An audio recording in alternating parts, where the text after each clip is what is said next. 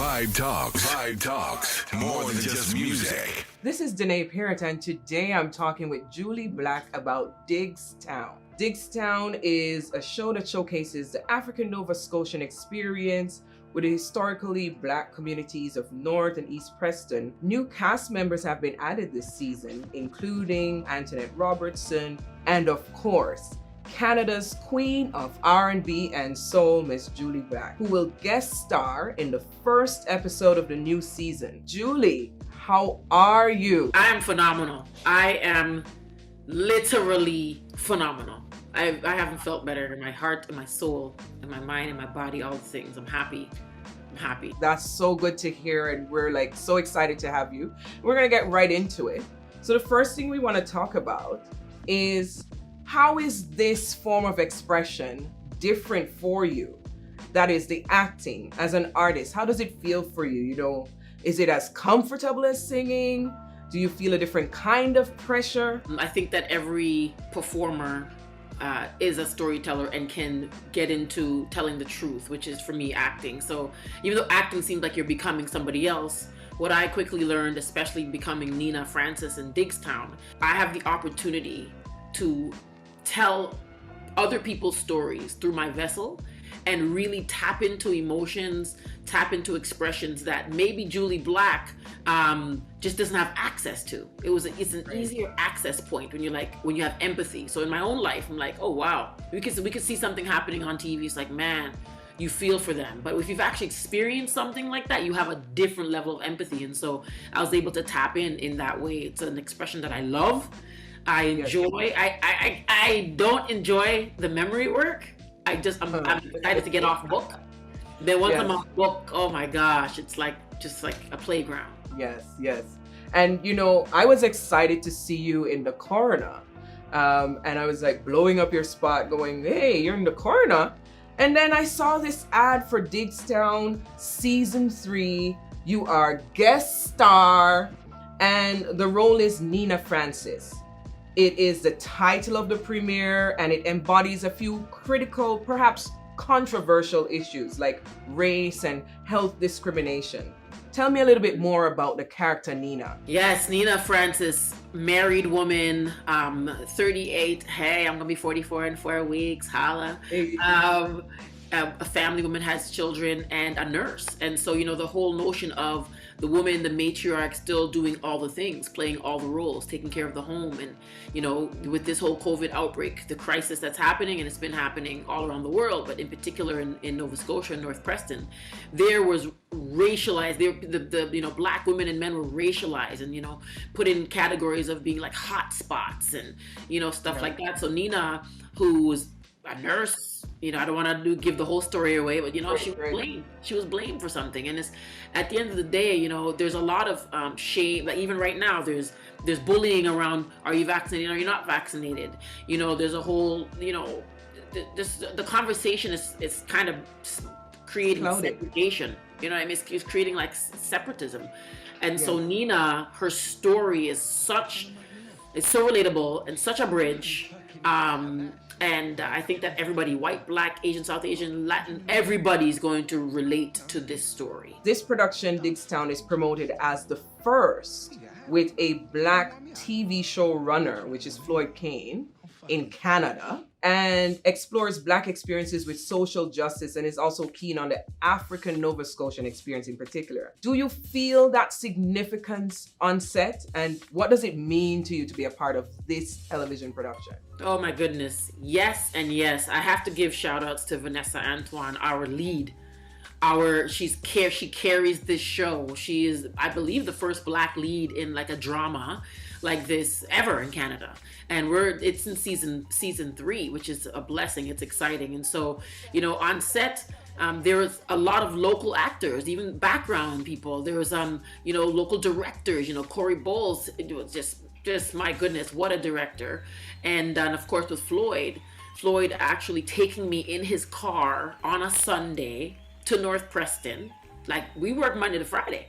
He's like, hey, do you want to see my neighborhood? Do you want to come with me? We went, going to just all over, and it was just beautiful to go to North Preston and the quiet.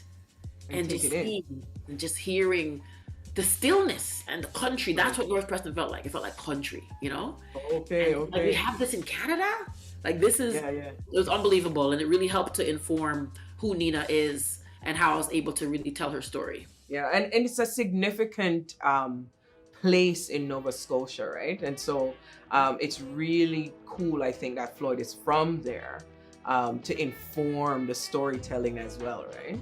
Your character is key to two conversations I would identify: racial bias in Canada and the legal system, and additionally how we're handling COVID. Are there for you any poignant moments where you want the viewer not to miss out? Just pay special attention to this. Are there any key points for you? I would say make sure you take your bathroom break early and do not leave the TV screen, especially when it comes to that court scene. The court scene is really poignant. It really had me realize my privilege. I'm sitting in privilege, and beyond the privilege of becoming and being Jully Black, it's like these stories, these cases are happening every day, all around the world, and happening here in our own country. I think sometimes Canadians, we can be passive and be like, oh yeah, that's happening over there. So definitely, pay attention to how Vanessa, how Marcy, I keep calling her by her birth name, Marcy Diggs, man. Marcy Diggs, for me, she's my Olivia Pope, and I just love Vanessa. I have to say this on here right now. That's, unlike other productions I've been a part of, Vanessa took her time to reach out to me, ask, do I want to get on Zoom to run lines? We got to know each other. We spent as much time as we could because we were in the same bubble in Nova Scotia. And I've never had that. And I've never, ever had that. Typically, sometimes there's a competitive energy or whatever. She's like, listen, we both need to fly.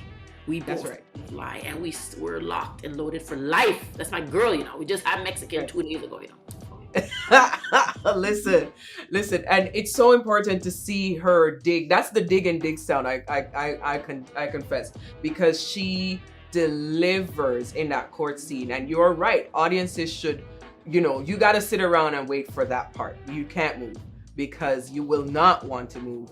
There's some outbursts, there's some emotion from Jully, and that's all I'll say. That's all I'll say. And this has been a challenging 18 months, Jully, for artists and actors and the entertainment sector overall. How have you personally coped with the challenges, and how does it feel to be on a production during a pandemic? Let me tell you something. This is where sometimes I find myself, I hesitate before I say this, and I took a pause again. This has been the most fruitful, prosperous 18 months of my adult life. And I say this because never have I ever had time to sit and be still and see what it feels like to be alone versus lonely. I've been able to do work with, now they're called BGC, formerly Boys and Girls Club of Canada. And, I was a part of Boys and Girls Club. So over this last year coming off of Caroline, which you came to, that was the last live thing. Yes, right? yes. Like literally the last live thing that happened. Literally. And everything went blank. Everything went blank. And to see, okay, so now, my mom used to say this too, like, when you're waiting, then serve. How could you serve? I was with you, Danae, driving around, dropping food off. Literally serving. Literally. And that I'm gonna thank you, Ron, here again. I thank you all the time, but in front of everybody, that you inviting me into that space. Don't you look at it like, oh, you're doing this for us. I looked at it like, you gave me purpose, sis. You gave me a purpose for those 3-4 months. Like, I look forward to my Sundays. I love that. And you hinted at this, and I don't want us to miss the opportunity for you to talk about this. Your work with BGC. It's in line with what Diggstown is about, right? Like making sure that we are keeping it real on all levels. And so now you've taken this on, and they've rebranded. Tell us a little bit more about what your involvement is with RGC. I was a part of as a child. I was 10 years old. actually, that was a program that my mom put me in as a kid. And with Dwight Drummond, okay, he was my Boys and Girls Club camp leader. But over the past little while, it started off with doing a program, an initiative called Unplug to Connect. And we realized that so many kids, and adults too, but are connected to their devices. So it's like, what would it look like if we actually unplugged, even for a day, even for 2 hours, to connect in person? And so I started off doing work with them in that way, and some other initiatives. And I just kept in touch. I've hosted their National Youth Day. There's like 6 amazing youth that was like awarded for their community service, etc. And as they rebrand, because we're in an era of, you know, gender and non-binary and all those things, it's like, okay, so, you know, it's an acronym like RBC, like KFC. We know KFC is Kentucky Fried Chicken, but everybody says KFC. And so right now, we're working together once again, and I just want to make sure that I want to be on the radar. Put it on the radar. Exactly. So knowing that in this pandemic, we were still able to serve over 200,000 kids. You know, recognizing, meet them where they are. If it's technology, then let's use technology to actually meet them where they are, right? I think sometimes many look at it like, well, if we don't go into the brick and mortar to sit down and play ball or be on the computer, it's like, hey, you know, and that's what's been happening over this last year and a half. And it's caused us to have even tighter connections, because now I'm able to keep in touch with these youth on social media and watch them thrive and watch them soar. It's so good that we had a chance to sit and chat with you just for a little bit. DiggsTown goes live season 3. Tell everybody when they can tune in and see your episode. And if you caught my episode this week, you'll want to catch it on CBC Gem. You could catch the replay on CBC Gem, of course.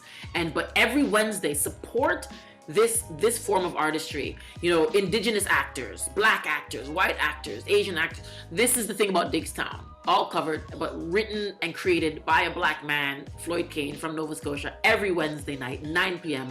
Eastern on CBC. And you will want to binge watch season 1 and 2 and catch up with season 3. Okay, and we hope to catch up with you again, Jully. It's so great always seeing you, and we wish you all the best. You know, we keep rooting for you and cheering from the sidelines. So all the best to you. You take care. Much love. You too. So that was our conversation with Miss Jully Black, of course, Canada's Queen of R&B and Soul, and she's also going to be a part of this season of DiggsTown. So you want to make sure you check that out. For more music, news, and reviews, visit us at Vibe105TO and follow us on our socials at Vibe105TO. This is Danae signing off. And now back to your vibe, Vibe 105.